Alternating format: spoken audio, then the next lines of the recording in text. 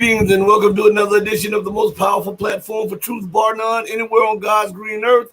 This is your platform for education, liberation, and edification. This is the Red Pill Diaries, and I'm your host, your brother, and your friend, Rashid. Thank you all for joining us again on this edition of the Red Pill Diaries, the Red Pill Journals, where we'll be broadcasting on Odyssey, Rumbles, Locals, the Red Pill Journals, the Red Pill Diaries, Twitch, and Twitter. Thank you all for joining me. We're waiting for Demetrius to make it to the booth. Hold on one second, everybody. Randy Zerg is in the building. Shout out to everybody who's joining us. Hold on one second. Let me let him know we're live. Because sometimes he gets the schedule mixed up. Sometimes we do this, especially when we're on different times and everything, and we're on the move and on the go. That's why I don't get bent out of shape if a guest has to cancel for a minute or has to redo the show or something like that. It's because I understand. Doing a show, I truly understand. Hold on, everyone. Let me also join us Friday at 11 a.m. Friday, we're going to have your guy, the most popular guy on YouTube. My colleague, Scott Ritter, will be back with us. He just hit me up right before the show. So Scott will be here 12 Eastern, 11 Central Time, my time. Hold on, everybody. Give me a second. Let me let Demetrius know we are live. Oh, here he is. All right. Oh, here. I don't even have to let him know. He said he's running a few minutes late. All right. He left me a message. Hold on, everybody.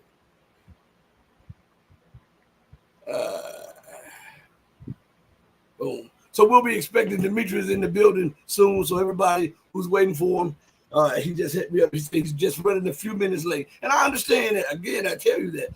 But, man, I can't wait to talk to Demetrius because there's a lot of things I want to pick off his brain because Demetrius is like a world traveler. The man is a lawyer. He's a journalist, a philanthropist, everything, you know. And so he's been in Lebanon. As a matter of fact, he graced us one time with a live interview from, he was either in, Baghdad. He was in one of the Middle Eastern cities while the escalation between occupied Palestine and Palestine was going on. So when he gets in, if you guys want to pose a question, I will be looking in the chat and you'll be able to ask a question, and I'll run some of the questions whenever I can towards him to see if he will answer your questions, okay? And I'm pretty sure Demetrius will. But until Demetrius joins us, I have to give a shout out to my guy, Random. I'm always messing up Random's name. Random Zerg. I'm always messing it up, but I want the first person in the chat. So the name of the show today is called Live, a Redo or Redo. Geopolitics with Dimitri Lascaris. And as soon as Demetrius come, we're gonna try to pick his brain with as many questions as we can, okay? And for those of you who think I'm lying about anything, there it is right here up here. Oh, you can't see it. The screen is blurred. But he was saying he's running a few minutes late, so he'll be with us, okay? Now, I want, since he's not here yet, let us pace ourselves and let us go to something real quick. You know, there was a terror attack in southern Russia yesterday, Sunday. Well, it had to be Saturday our time and being reported Sunday because when it's Saturday, it's Sunday, I believe, in Russia. So something like that. But there was an attack, and I'm telling you, I don't care. I have no evidence, but I have a pattern. And as I tell everybody, when there is an investigation, the detectives and the police, they always look for motive, opportunity, and who benefits the most. And when they look at that, they also see who are the criminals in the neighborhood, and they go challenge, question the criminals. They also, or former criminals, I should say, they also look at the track record, whether you know it or not. They're already looking at your past history, and they're questioning you, and they're asking you certain questions along the pattern of your criminal history, right? So now, when we look at the bombing that took place in southern Russia yesterday, what's amazing is I have a video, and I may play it on later on another show either tonight or tomorrow, with an Israeli official saying that Russia will be forced to pay because Russia has taken the side of Palestine, and that Russia is aiding, so that now that Israel will up the ante and Israel will make Russia pay a heavy price. I have the video, the clip of it. Also, and so I'm not just telling you something. I'm telling you something that's tangible, that can be proven, that can be listened to, that can be watched. All right. On top of that, if we look at the previous bombings, all of them had Mossad, MI6 or MI5, and CIA written all over them. And as I always tell you all, these three groups, the Mossad, the CIA, and the MI6 or MI5, whichever, I forget which one. I think it's MI5 that does the international intelligence, and I can have it backwards. And the MI6 that does the domestic intelligence for Britain. I can have it backwards, but you know what I'm talking about at this moment. When you look at those three organizations, they're one and the same. Out of chaos comes order. So what they try to do is create a level of chaos, but it is almost like a controlled chaos under their control. And as they spread terror, they bring in their type of order, right? That is what is taking place in Russia. And again, I have to say this before I go into an explanation on this. A deeper explanation on this, I should say. Russia is inviting a lot of these attacks. I know nobody want to hear it, but Russia is inviting some of these attacks. And why am I saying that? It's because Russia continues to play by international law. Russia continues to trumpet the rules, while this man is not even thinking about considering playing by international law on this side.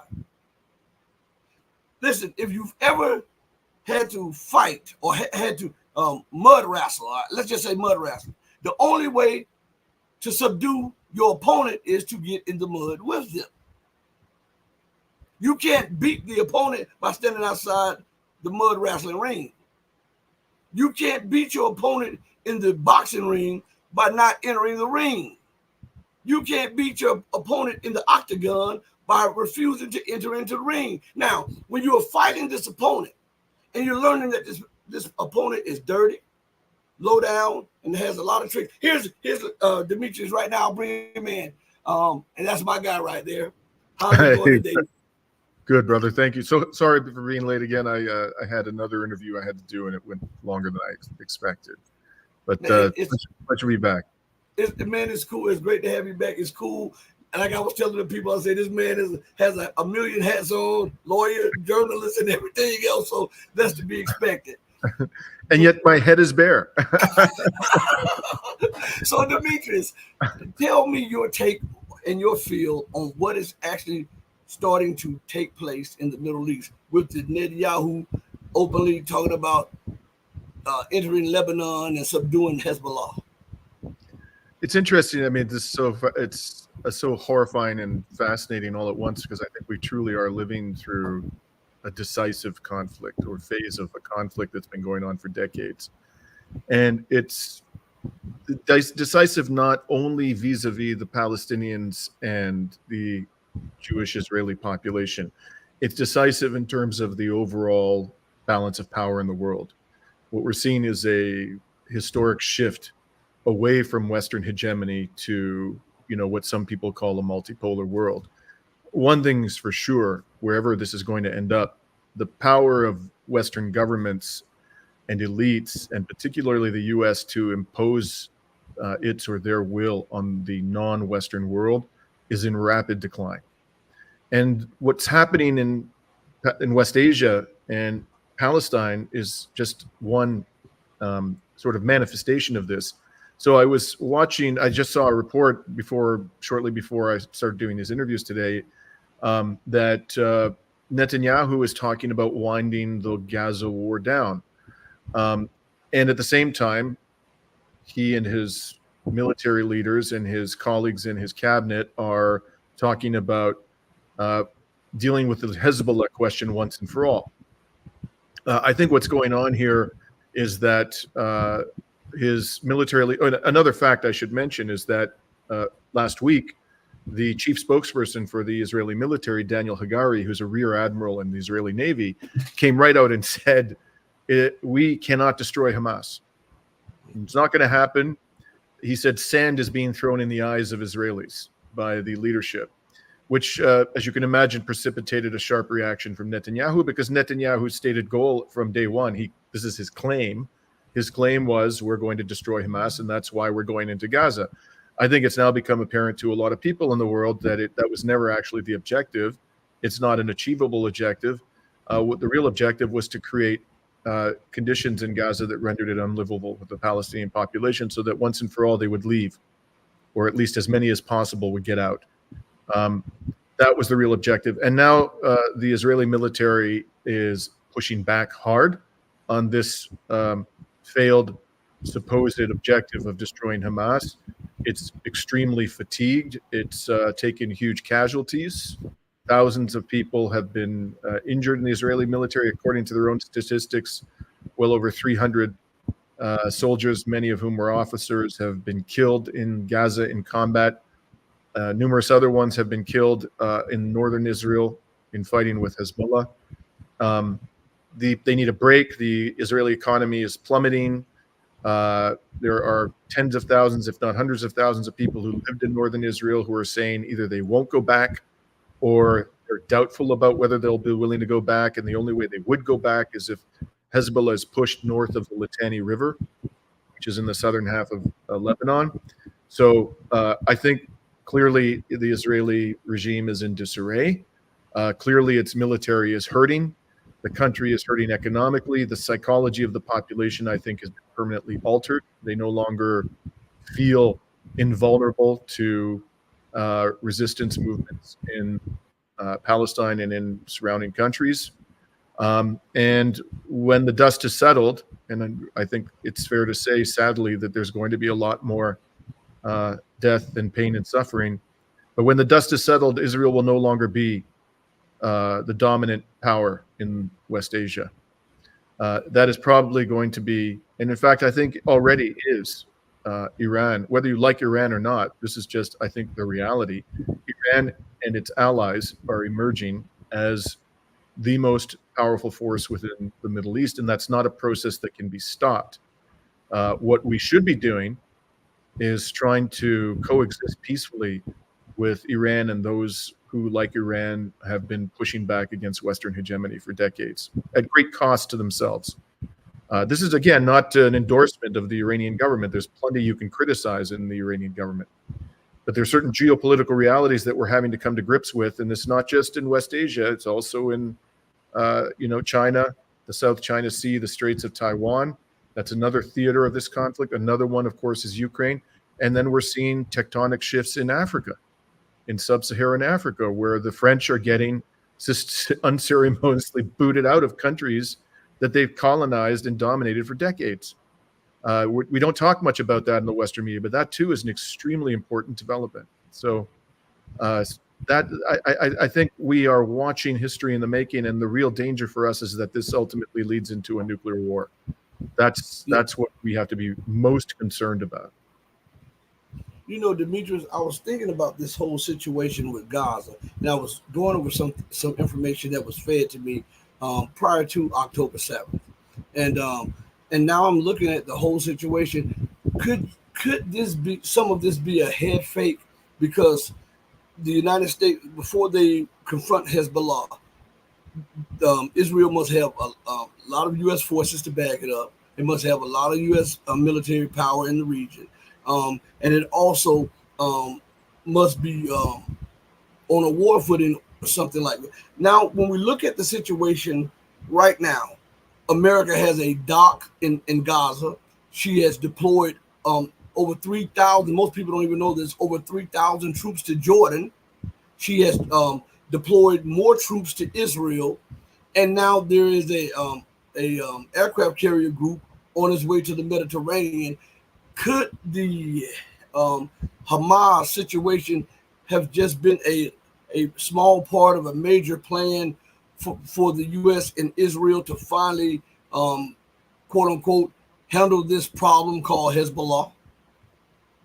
That's an extremely important and troubling question. And in fact, an Israeli newspaper, the name escapes me, just published an article stating that apparently information was leaked to this newspaper that the Netanyahu regime had detailed knowledge of the plans for Hamas to launch those attacks in October. And before that, there was an investigative reporter, I believe his name was Swan or something like that. He's based in the United States, who did approximately a 1 hour piece, which has gone viral, where this was before the leak to the Israeli newspaper, but just based on the information he was available at that point in time, he built a very compelling case that the Israeli government knew this was coming and intentionally did little or nothing to stop it. And in fact, took steps, for example, the Nova Film Festival, where a lot of the civilians were killed. Apparently, they applied for a permit to have the festival extended for a day. And the Israeli military granted the permit, even though the higher-ups had the knowledge that there might be an attack coming by Hamas of this nature. So there are a lot of important and troubling questions that the Western media typically have ignored about what knowledge the Netanyahu regime had about all of this and the Israeli military, why they didn't act upon that knowledge. And by the way, this is very similar to questions around 9/11. You know, we know that the Bush administration was getting warnings from people within the national security group apparatus of the United States that Al Qaeda was planning something, and that there were people in the United States who were part of a sleeper cell, and they didn't do anything about it. And the Saudis, now it's emerging. It sort of should have been widely publicized back then. The Saudi regime was in communication with a number of the 9/11 attackers.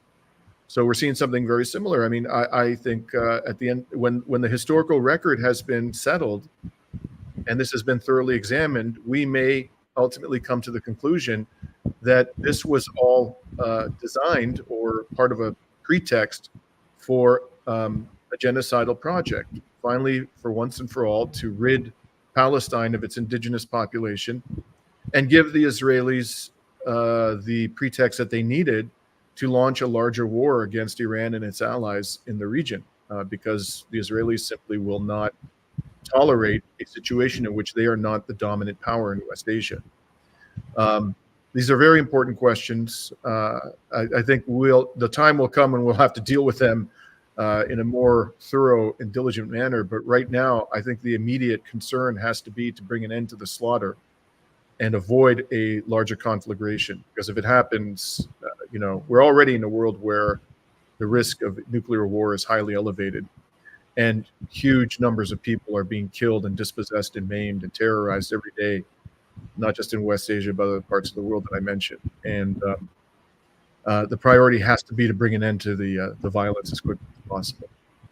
And it is also like a Pearl Harbor type event, like when Roosevelt turned a blind eye and allowed them to bomb the naval ports and everything. So I tell people a lot of times, be patient and watch everything that's going on, because there's a lot of head faking going on, because the government never comes out and tells you exactly what is going on. Now, I want to transition. I want to ask you something about this recent bombing in Russia that just took place. It has all the hallmark signs of a Mossad operation, FBI, a CIA operation, and MI5 or MI6 operation. Why is Russia allowing them to do that without, in your mind, why are they allowing? They know, I'm pretty sure their intelligence agencies know who are carrying out these attacks. Why won't Russia put their foot on the gas a little bit and put pressure on them for them continually attacking these areas? Because remember, the strikes with the attackers, they had to be fed the targeting data, and at the same time, the U.S. had a drone in the air in the same area. So this is a direct act of war, and Russia is not taking it as that. First of all, let me say I'm aware of the attacks. The last I read was last night, and there were apparently 15 police officers were killed. They shot up, I believe, 2 Orthodox churches and a synagogue. Does this whole thing, based upon what we know, stink to high heaven? Yes, it does. It stinks to high heaven. This kind of thing wasn't happening in Russia before,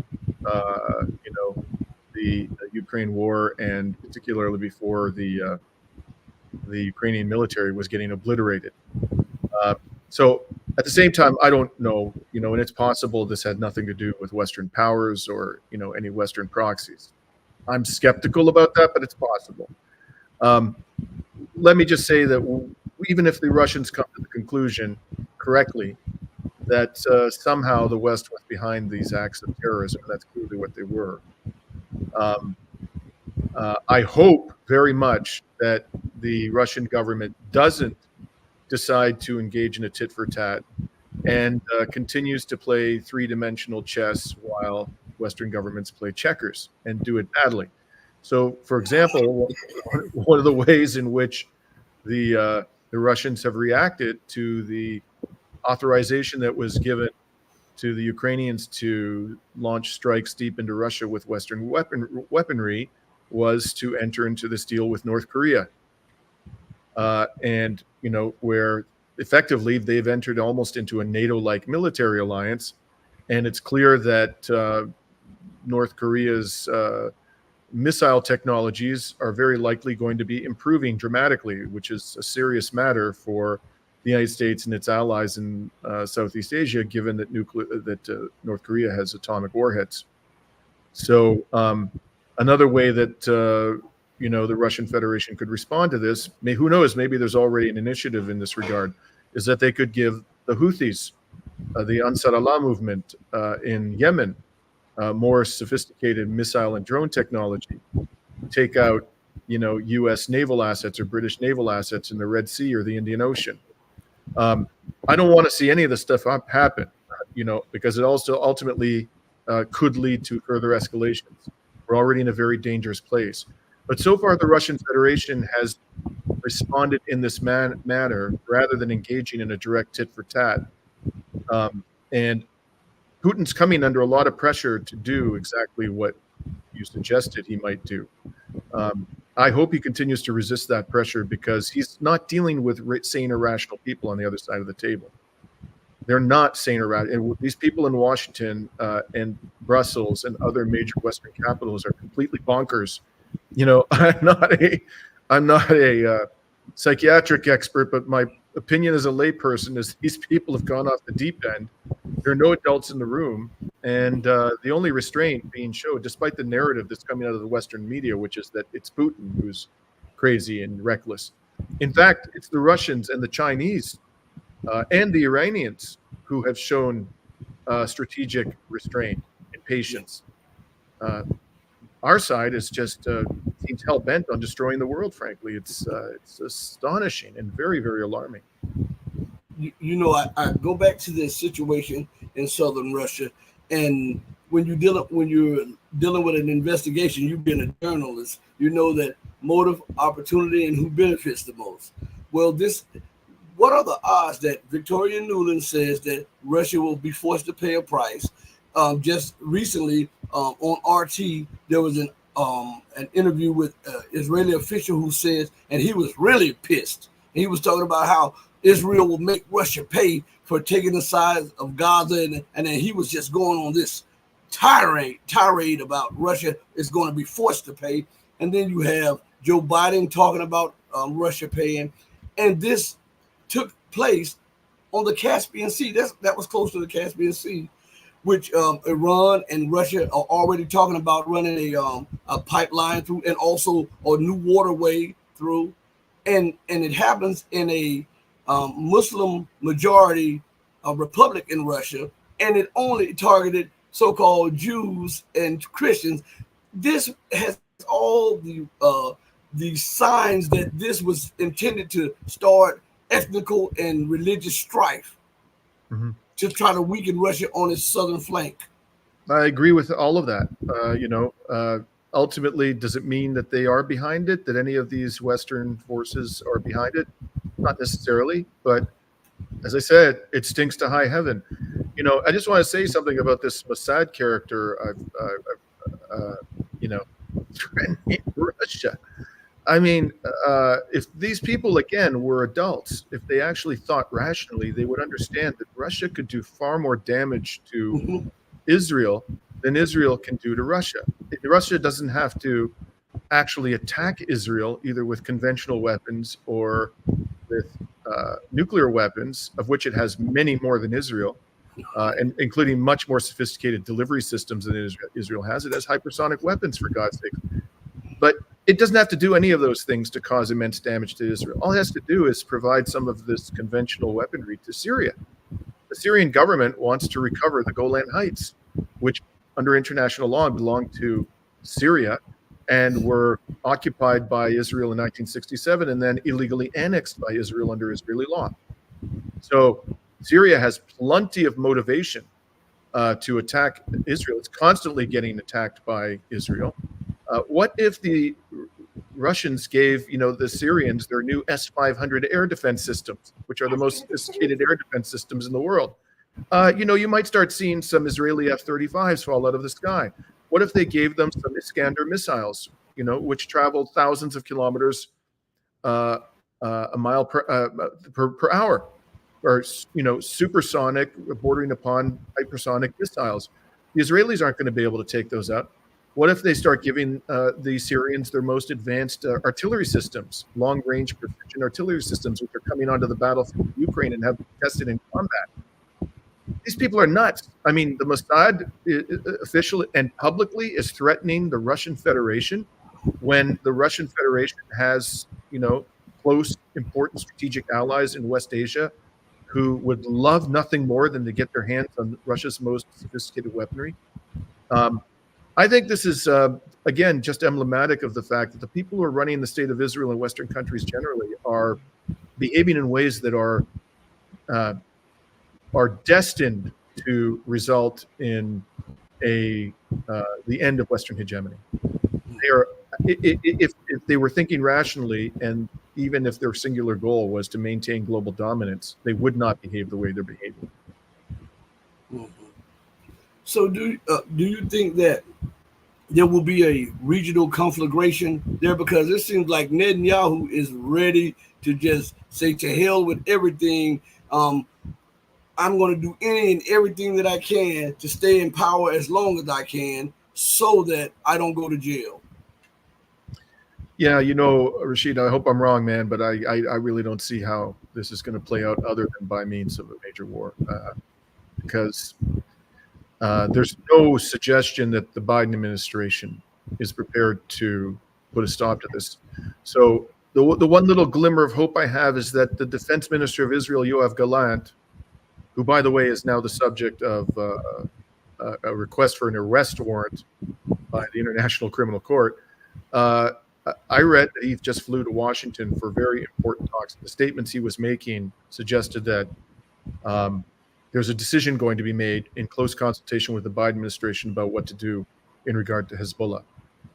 Let us hope that the Biden administration says we will not countenance a full-scale war with Hezbollah, because first of all, that is going to result in massive damage to Israel. There's no way you can win that war without major support from the United States, and there are no people in the United States who want part of that war, very few people. And you're probably going to cause Iran to become involved directly. And then we're into a disastrous war, not only for the region, but for the global economy. Let's hope that that's the message that's being delivered to Yoav Gallant. So far, the indications are not promising because, the administration officials went out of their way a few days ago to say to the press that they told Netanyahu that in the event of a full-scale war with Hezbollah, the United States would have Netanyahu's back. So effectively, whether it's intentional or accidental. They are incentivizing Netanyahu. When you say that, you're incentivizing Netanyahu to go to full-scale war with Hezbollah and potentially with Iran. That seems to be the direction we're heading. And given the psychology of these people, their psychology is we must dominate the region. We must strike terror into the hearts of anybody who potentially resists our domination. Given that that's their psychology, I don't know how they don't attack Hezbollah in a full-scale war, because if they don't, it will send a message to people throughout the region that they cannot dominate Hezbollah. And if they can't dominate Hezbollah, how are they going to dominate Iraq? How are they going to dominate Iran? How are they going to dominate Yemen? So they're, with this sort of supremacist ideology that they have, given the challenge that's been laid down to their hegemony in the region, I don't see how these people can be persuaded not to pursue a full-scale war. Biden says that he will bag Israel and her moves. Now, we heard that and we know that, but what are the U.S. Leaders thinking? Because Russia said that they would bag Iran, and Russia has a strategic partnership with Iran, which also just signed a strategic partnership with Vietnam and a strategic partnership with North Korea, and a defense pact with North Korea, which a lot of people do not equate means a defense pact with China, because China has had a defense pact with North Korea since the Korean War. So why aren't the so-called adults, quote unquote, in the Western world anywhere in the building making policy? Because this can lead to a direct global confrontation right there. I've been saying for years, Rashid, that impunity makes people stupid.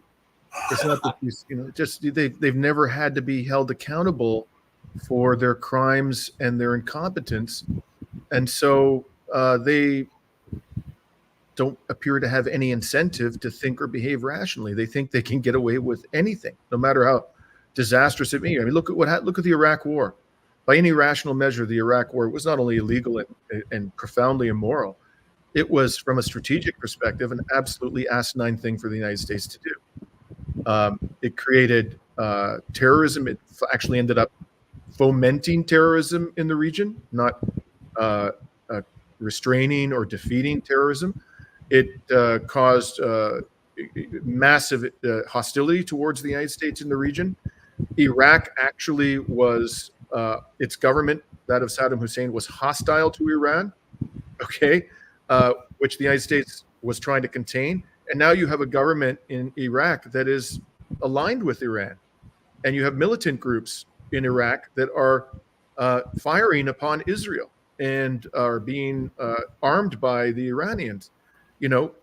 This is much likely to have less likely to have happened if the United States had not invaded Iraq and allowed the majority Shia population to basically take control of the government. But they never paid a price for this. Who was held accountable for the Iraq War? Was Bush held accountable? Rumsfeld? Cheney? Nobody. And so the lesson that the elites in the United States learned is we can pretty much get away with everything. And this is why I think we're seeing this massive stupidity again and again. The thing that gives me the greatest hope that there won't be a war, although I think we're probably heading in that direction, there won't be a full-scale war in West Asia, is that I think the Americans do understand, the Biden administration, the Pentagon, and especially the economic elite of the United States, the business elite, understand that if there is a full-scale war in the region, that the price of oil is going to go through the roof. And this is going to be extremely damaging to the U.S. economy. And the last thing Biden needs right now, with his historically low approval rating and Donald Trump consistently ahead of him in the polls, is a huge increase in the price of gasoline and all the inflation that's going to occasion in the United States. Inflation is already a problem, and a lot of Americans are struggling with it. So I think that they are acutely aware of, and hopefully that will cause them to tell Israel to restrain itself. But when we look at it sanely and rational, we know that these people are irrational and insane. And right now they see dwindling power. They're seeing their influence being rebuffed globally. They see the attack on their monetary system. their political system, the so-called entirety of the rules-based order. And when you ruled so fully without any consequences for decades upon decades, nearly a century, and you start seeing everything that you once enjoyed and thought that it was a God-given right to start crumbling, I don't think rationality is a part of their thinking anymore. So I don't think that people will have sane or rational conversation about this, because all one has to do is look at their policy, and then you can say, well, why did they do that? This led to this, this, and this, and then they continue to double and quadruple down on these failed policies. And to me, that is like a person that's so desperate, just taking something, throwing it up against the wall just to see if it'll stick. I believe that's where we are in the political makeup of the Western world. They have no viable plans, and they can't accept anything that's viable that is being proposed by their so-called enemies, because they have been smitten with arrogance and hubris. Yeah, so I agree completely that I think you've fairly characterized most of the people in the American and other Western elites. Absolutely. But there are some voices within the elites, a few, who seem to be sane, not moral, not ethical, but sane. So I'm going to talk about one in particular. A friend of mine forwarded to me an op-ed that was written by a person by the name of Ben Rhodes, who was a senior advisor in the Obama administration and remains very firmly ensconced in the Democratic Party elite. I think it was published in Foreign Policy magazine, which is very much a neoconservative publication, read by and for the US foreign policy elite. And in it, he basically said, he was quite direct in saying this, that the era of US hegemony is over. And what we should be trying to do right now is manage our relationship with countries that we can no longer dominate. He was basically acknowledging the multipolar reality that now confronts the United States and its Western vassals. And let's remember that Obama, for all his flaws, and I agree completely with Dr. Cornel West when he said Obama was a war criminal. The man was a war criminal, no question about it, for a whole variety of reasons. But Obama actually showed some sanity at various points in foreign policy. So, for example, he refused to arm Ukraine. Look where that's gotten us. Okay, he also entered into the Iran nuclear deal. And by the way, when he refused to arm Ukraine, he acknowledged that Russia had, as he put it, escalation dominance in the region, and that's been proven to be 100% correct. It was Trump who then just threw that caution to the wind. So he entered also, Obama, in the nuclear deal with Iran, which was working. The International Atomic Energy Agency said when Trump took office and threatened to tear it up, that Iran was complying with the deal and that it wasn't on the threshold of developing a nuclear weapon. So Trump comes along, destroys the deal. Iran is now on the threshold of developing a nuclear weapon. I've heard experts like Scott Ritter say they could do it within a matter of a few weeks if they wanted to. And right now they've got a lot of incentive to do it because of Israel's behavior. So Obama was, in some ways, he was a voice of reason. Was he a neocon? Sure. Did he believe in Western supremacy? 100%. Did he violate systematically international law? To be certain, he did. But he at least had the capability to stop before going over the precipice, right? So there are people like that, including Ben Rhodes, in the Democratic Party. Right now, they're not driving the bus, which is the scary part. It's the lunatics you talked about. These psychopathic megalomaniacs, they're in charge. But these voices are starting to emerge, which hopefully will pull us back from the brink of nuclear war, because that's frankly where we are right now. And this thing that happened in Dagestan moved us inches closer to that horrifying possibility. And as we talk more on that situation, I want to bring us back to the Israeli situation for a minute. Why aren't a lot of pundits talking about that Israel is bankrupt and that it is living off the gratuity of the US, the UK, and the Europeans? In so many words, it has become a parasite, because it is siphoning off the tax dollars while other people in other societies are suffering. The government can see fit to give the tax dollars to maintain Israel. Why isn't that being talked about or discussed? It is actually more and more being talked about. You see some people in, Mearsheimer's getting a lot of, he's definitely a person who has that view and is not shy about sharing it, right? That Israel has become just a black hole for American money. The Israelis have a better standard ordinary Israelis have a better standard of life, or did prior to this genocide, than ordinary Americans, for example, with their national healthcare system. And now they're the dependence. Israel was always dependent upon the United States generosity. So Israel is the biggest recipient of U.S. foreign aid by a wide margin in American history. And Obama secured a deal, even though Netanyahu hated Obama. Obama showered Israel with money. He did a deal that entitled Israel to $3.8 billion a year in military aid for 10 years. Just towards the end of his second term, Obama did that deal.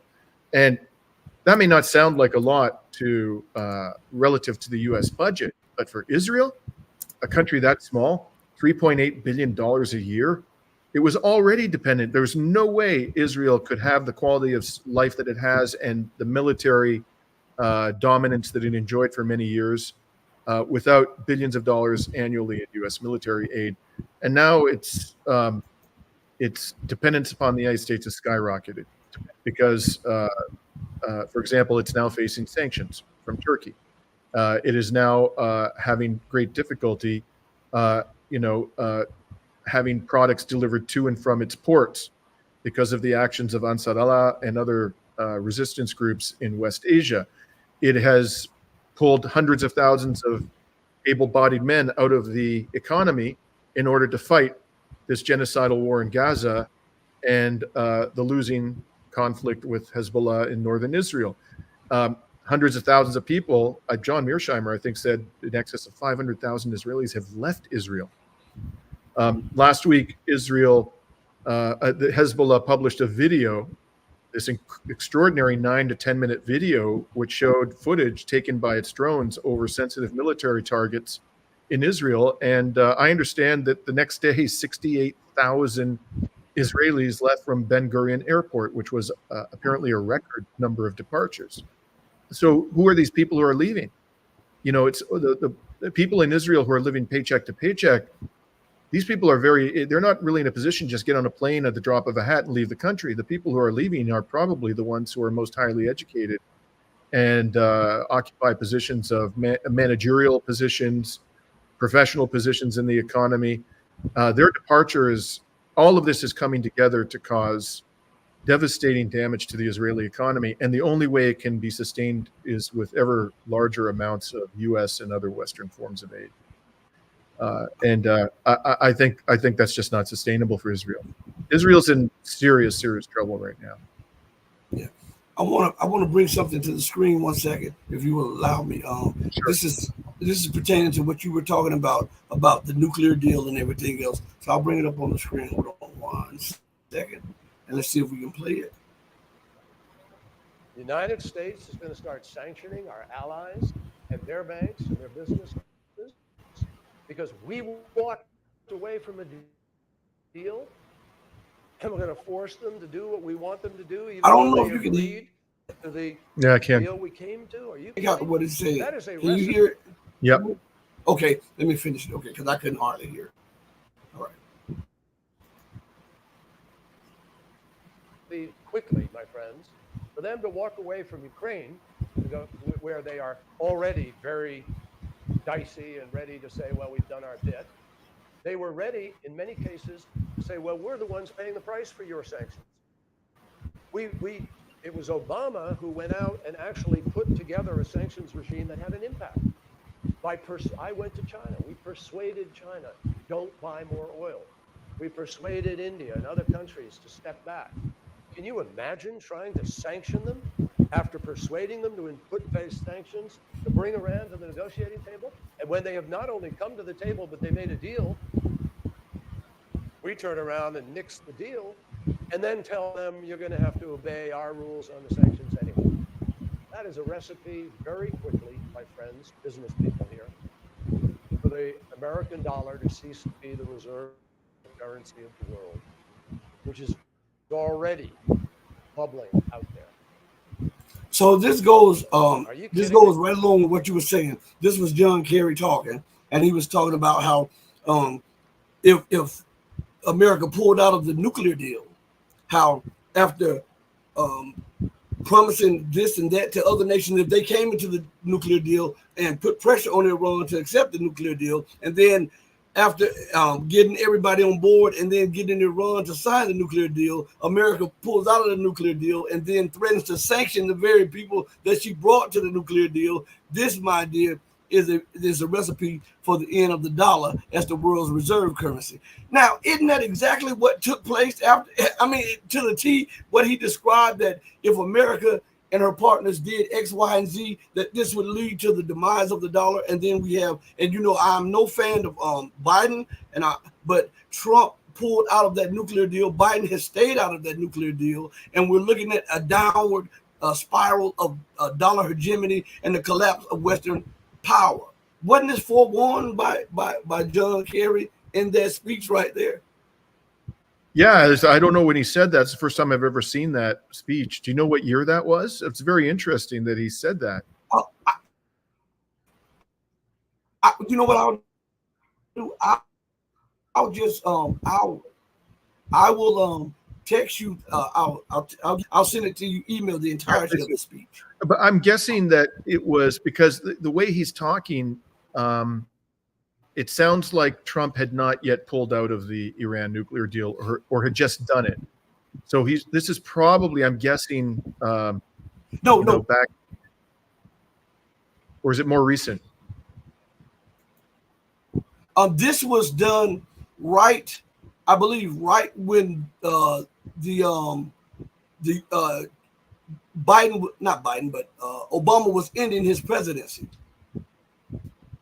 Okay, and there was, I think this took place right Trump as was in the last days of their presidency. because Trump, from the very beginning, when he was running in Yeah. 2016, he made it very clear he was going to destroy that deal. Yeah, that makes sense. So, of course, this is all come true. By the way, this is just I'm a slightly more encouraged than I was before, because it sounds to me like John Kerry is also a bigwig in the Democratic Party who's not lost his mind. So it's not just Ben Rhodes. Hopefully, John Kerry, trying to talk some sense to Genocide Joe and Blinken. But yeah, this is exactly what's happened, and what I think, just sort of flesh out what Kerry was saying, was in order for you to reimpose U.S. sanctions or those sanctions to be effective, you are going to have to impose what lawyers call secondary sanctions on anybody other, including potentially allies who continue to do business with Iran. So, for example, who buy their oil. And, that, of course, is going to infuriate them. They're going to view the United States as being a completely unreliable partner. And the only way they are going to be able to protect themselves from this kind of perfidy, basically betrayal by their close ally or supposed close ally of the United States in the future, is to reduce their dependence on the US dollar. So it's very interesting. It sounds like, yeah, there were some sane people in the Democratic Party who foresaw this before Trump became president. Unfortunately, their voices were completely disregarded. And now you have a situation in which the US dollar hegemony is in rapid decline. That's not a process, by the way, that can play out over a few years. I mean, the US dollar is so important to global commerce, and the US and the global financial system is so much within the vice grip of the US government that it's probably going to take decades to completely replace the US dollar as the global reserve currency. But that process doesn't have to be completed for the United States to suffer severe consequences. As gradually over time, the demand for US dollar assets falls, right? Countries start engaging in trade using non-US currencies. So there's less demand for the US dollar. Gradually, what's going to happen is the United States is going to have to pay more interest in order to borrow money. And right now is enormous debt, and it has an enormous need for incurring further debt because it runs a deficit, a gigantic deficit, primarily due to its out of control military spending. So All that has to happen for the United States to suffer severe economic consequences is for the price of its debt to gradually rise, the cost of borrowing money to gradually rise over time until it becomes significant. So long before the U.S. dollar has been completely supplanted as the global reserve currency, the United States could find itself in a financial crisis. Basically, that's the bottom line. Because of this process of de-dollarization that John Kerry foresaw and that has already begun. It's like you can hardly, every time the BRICS members meet, they put out a communique in which they talk about the need to conduct trade in their own currencies. Every day, every time they meet. This has become a central preoccupation of the global South, is how do we free ourselves of the U.S. dollar servitude? And that's a strategic threat to the United States. It's something that will have game-changing implications for the balance of power in the world. I was going to bring up something about China, and I know time is of the essence, but I wanted to just throw a curveball and go into Africa because, as you said before, France is losing its position, but it is not only France, it's multiple nations of the Western world. They're losing their position there. And speaking of that, we see the United States still not completely removing herself from her bases in Africa. And a lot of people think that this is to fight Russia and combat Iran's growing influence, and specifically to try to blunt China, because Africa has all of the resources that anybody could want. And from what was told to me, that the United States is becoming more desperate. And I want you to listen. This is a short clip by my guy, Scott Bennett. And I want you to listen to what he has to say about this. I've interviewed Scott Bennett about 3 or 4 times. I was even kicked off YouTube 3 times for interviewing him. So I want you to listen to this. Well, let's turn our attention now to the African continent, because it appears U.S. authorities are still hopeful that their ties with Niger may be salvaged. Now, this comes as the West African country has ordered all American soldiers to pack up and leave. We'll make the most of the situation that was presented to us, but the intent is, in Niger, to draw down to a level that the Nigerians can live with. More than a decade ago, America began to increase its military presence in the region, and the $100 million American drone facility in the country's north houses around 1,000 personnel. In March, Niger terminated its military relations with Washington. Nigerian officials explained their decision, stating that the deal was imposed on the nation and does not serve the interests of the people. This past month, authorities from both countries began arranging the evacuation of American soldiers. You mentioned that we were forced to leave Niger. We will leave Niger, Senator, but as you know, what we do in order terrorism thrives in ungoverned spaces. And what we typically do is to try to help countries develop their own capability to control their sovereign spaces. It's never about raising Africa up or doing low-intensity conflict or counterterrorism. It was always about feeding the empire. And Africa has finally overthrown that enslavement and has sought to cleanse themselves of this control.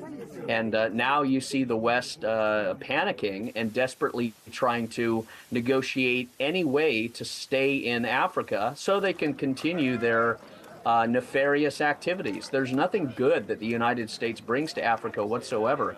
And I think they realize in Africa that Russia is a far better friend and partner because they are genuinely interested in the elevation of Africa. And I would say this too, Africa, well, the United States contractors and military that are in country, that are on the base, are running out of food and medicine and supplies because they've established no flights coming in and out. This is an opportunity for a public relations victory for Russia as far as I'm concerned. That's how I look at it. And I think keeping the West out, stopping any military presence from coming in is a very wise move because they do not have any designs to help Africa, only parasitically exist off of it. Demonstrations against the presence of American troops have occurred often around the country, hundreds rallied in Agadez, home to the UAV Airbase 201, to demand that Washington's military leave. The protests were coordinated by a coalition of parties that back the military rule of law that took power last year. Kala Karamu, a former Nigerian ambassador, believes that if the United States wishes to engage with Niger, it must consider the interests of the people. The position of the Nigerian people and their leaders has been very clear.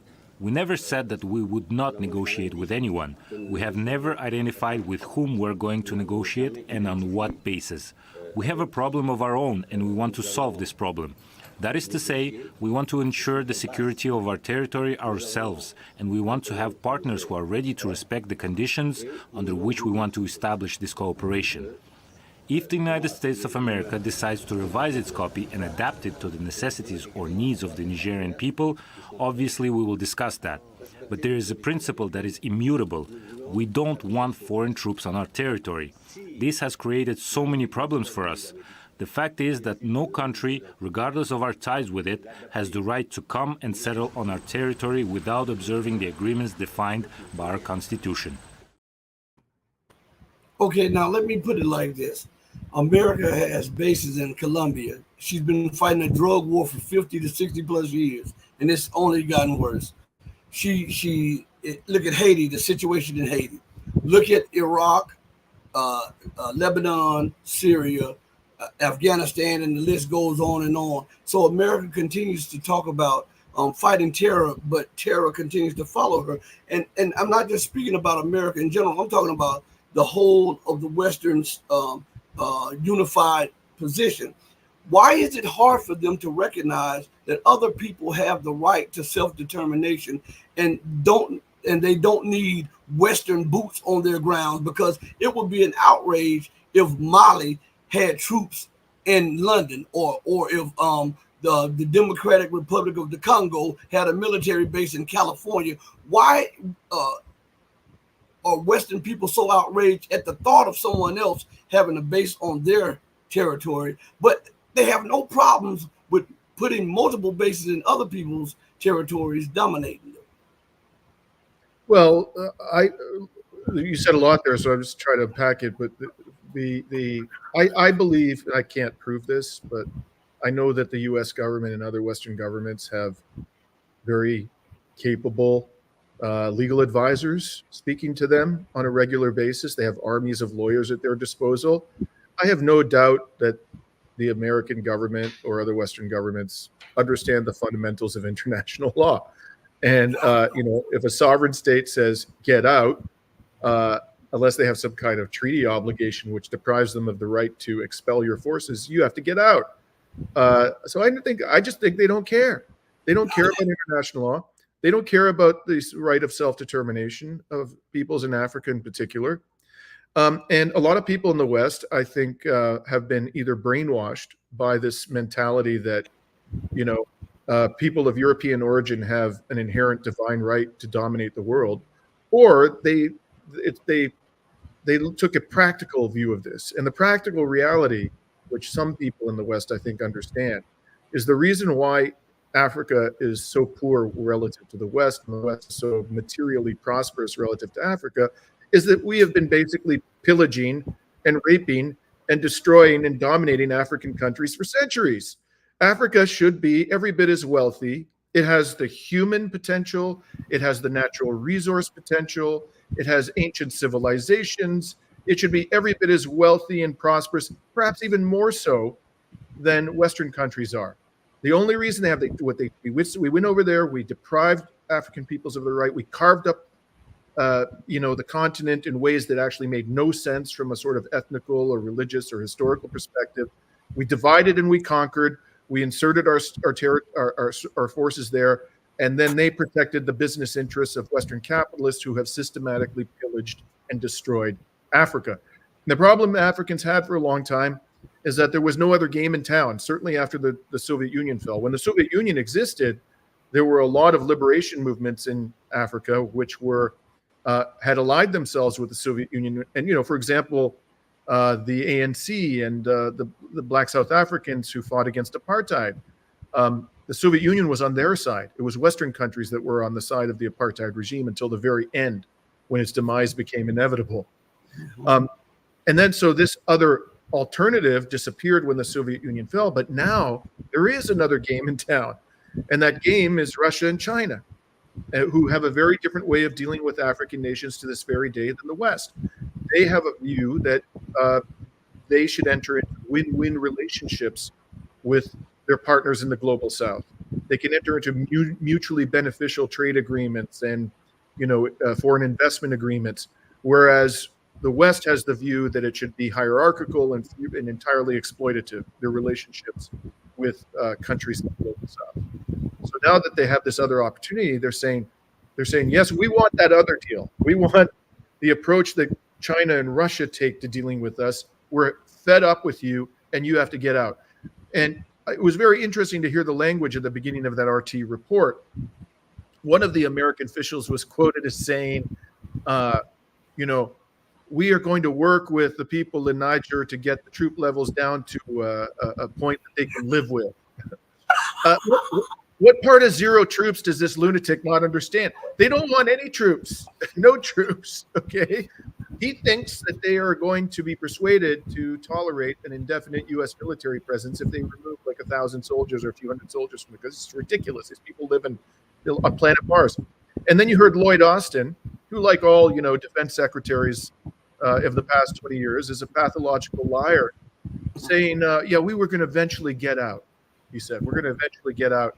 But then he said, but the problem is that our departure will create a vacuum and terrorists exploit the vacuum. Well, this is just a prescription for endless U.S. military presence. And we've seen this in Iraq. This is what's going on in Iraq. It's not been widely reported, but, after the genocide began in Gaza, Iraqi militias, Shia militias who are allied with Iran, started attacking U.S. military bases in the region. And the Biden administration responded by escalating matters very seriously in Iraq. I was in Baghdad in March, and I spoke to people there who are associated with resistance movements in Iraq. And they said the Americans just went hog wild and started like drone striking civilian targets in Baghdad and other major cities, and people became alarmed. So the Iraqi government comes along, and also apparently the Iranians became involved and told the Iraqi militias, stop attacking U.S. military bases. Okay, and I know for a fact that the Iraqi government said this to them. We are going to go and negotiate with the Americans a timetable for their departure. Okay, that was like 4 or 5 months ago. And the Iraqi militia said, fine, suspend our attacks on U.S. military bases and give you a few months to work out a timetable. Well, guess what? In the last few days, the Iraqi militias have resumed attacking. They haven't gone full bore yet, but they've done some symbolic attacks that haven't caused serious damage to send a message to the Americans. We know that you're playing us. You don't intend to leave, and we're warning you. We're serious. You must get out. So this is exactly the game that they are going to play in Africa. They're going to engage in this dialogue, which is intended never to be solved. It's just intended to go on forever. There's never going to be a proper moment for the Americans to fully depart. But the problem the Americans have now is that there's another game in town, and they don't have to put up with this anymore. Not in Africa, not in West Asia, not in any part of the world. There's a new sheriff in town, and they're just going to have to accept the reality. And if they don't, we're going to end up in a damn nuclear war. Mm-hmm. And I think some people are betting on a nuclear war. You have these lunatics that actually believe that the United States can win a nuclear war, which is absolutely insane. There's no winning of a nuclear war, but if one were to put their bets down, Russia has far more advanced air defense systems, a larger nuclear arsenal, and is about 3 times the size of the United States. So if you were going to put your hat in somebody winning, it would be that with that nation with a vast superior missile inventory, air defense system, and it's 3 times the size of your country. Now, before we close out, Dimitri, I would be remiss if I did not ask you about where do you think things are headed in the South China Sea and in Asia, because it seems like this thing is starting to build up a lot of momentum now. Well, there too, you don't really see any indication of sanity on the part of U.S. policymakers. They continue to give weapons to Taiwan. They recently, announced another batch of weapons to Taiwan, and the Chinese responded by engaging in very conspicuous military exercises in the Taiwan Strait.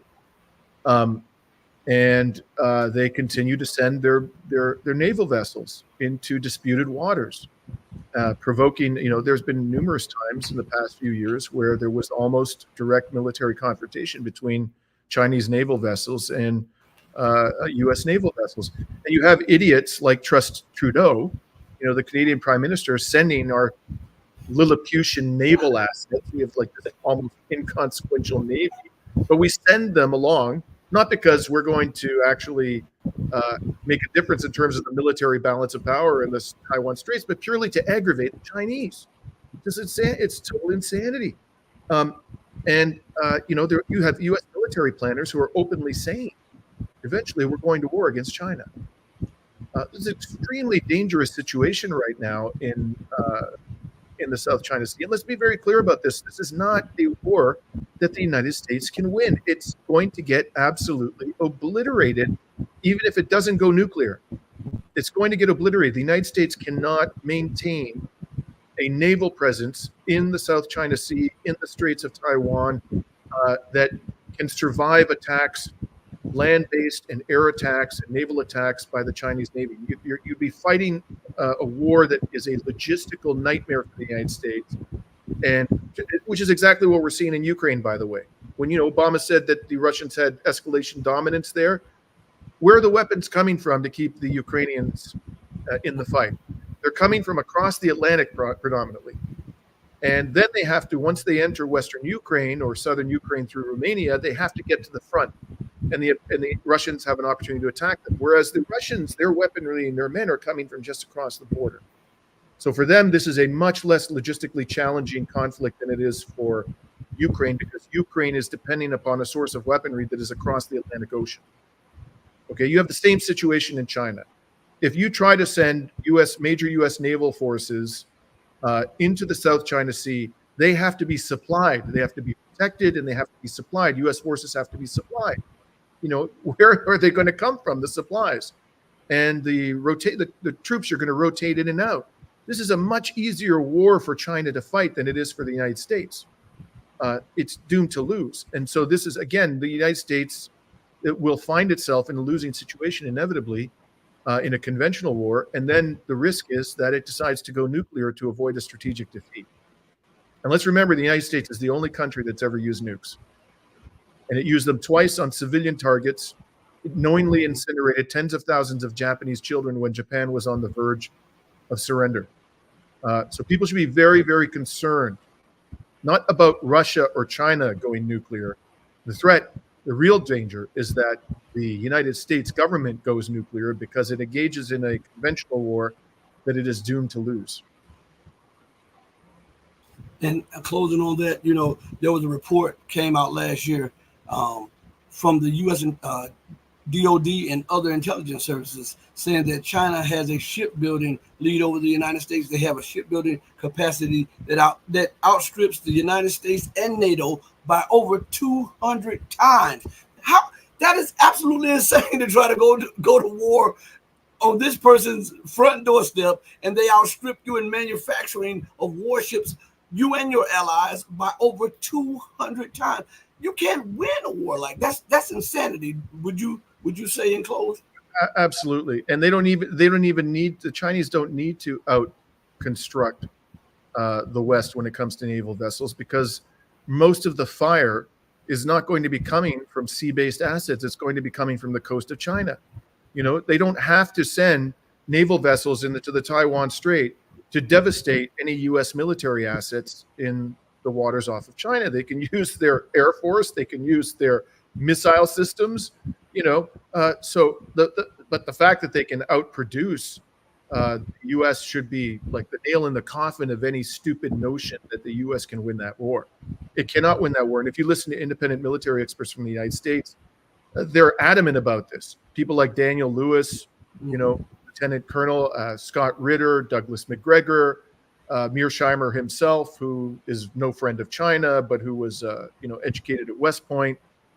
They're all in agreement that this idea that the U.S. can prevail in such a war is utter insanity. So again, as the risks multiply around the world,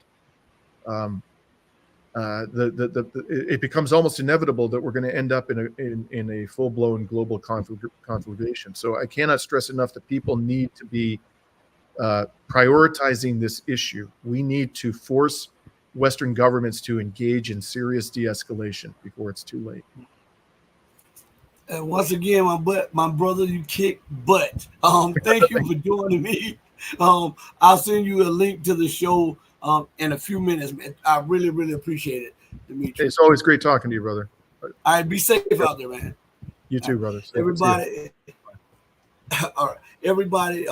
Dimitri gave us a little bit of himself. I mean, this guy kicks butt. He's everywhere, and he's hearing everything. He's interviewing some of the people that you want to be interviewed. I'm talking about the resistance leaders. So go sign up to his channel over at Dimitri Lascaris. He has a YouTube channel. Please do that. Also, I want to tell everybody we'll be having shows all week long. We just did a Patreon drop last night before last. We just did a channel members drop last night with new videos. Friday, we'll be having Scott Ritter on the show at 11 Central, 12 p.m. Let me say that again. Friday, we'll be having Scott Ritter on the platform at 11 a.m., 12 p.m. Eastern time, but it's 11 Central time. I want to thank each and every one of you for your time on all of the platforms. I see that that I've been being knocked off a few other things on my phone, but it's all good because this was an excellent conversation. And before I go off the air, I have to say something, and this is something to my mom. All right, hey mom, I gotta put this up there because you're gonna laugh about this. All right, let me go to this real quick. This guy Kabari is trying to beat me to saying what I normally say. For everybody who doesn't know, Kabari is my baby boy, and he loves his nana more than anything. His nana is his heart and soul. And he swears up and down that he's her baby boy. So he want, and you know, when I close out, I'll say, "Mama, your baby boy loves you more than life." So, so he wanted to beat me to saying it. So he put this in the chat.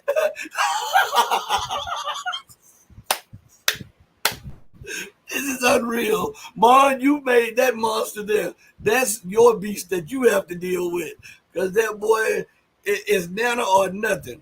Listen, everybody. Listen.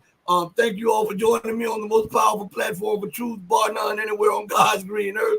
This is your platform for education, elevation, and edification. This is the Red Pill Diaries. I'm your host and your brother and your friend, Rashid. Go over to the Patreon and listen. I'm going to be dropping more interviews that I have done in the past years that nobody has really even heard. We just dropped an hour-and-a-half interview in two parts with Ray McGovern from 2015. And if you listen to it, it sounds like he's been interviewed for what's going on right now. I told you I'm lapping these people when it comes to some of these people they're talking to, because I dealt with them 2015, 2014, 2013, 2012, 2011 times. That's when I dealt with a lot of them. So we just released that, and we're talking about the very issues that are taking place right now. You got to get that fire. Also, check out the new drop that's for the channel members. I love and appreciate every minute that you spend with me. I want to thank God for you, and I want to thank God that we are able to converse in such a manner. We go out the same way that we always come in, with love in our hearts for each and every one of you who loves truth, but know that the love that we have for you will always pale in comparison to the love that God has for you. Until we next speak again, stay strong, stay true, but above all things, stay righteous. Hey, mama, you're real, baby boy. I love you more than life. Deuces, everybody. I'm out of here. Peace.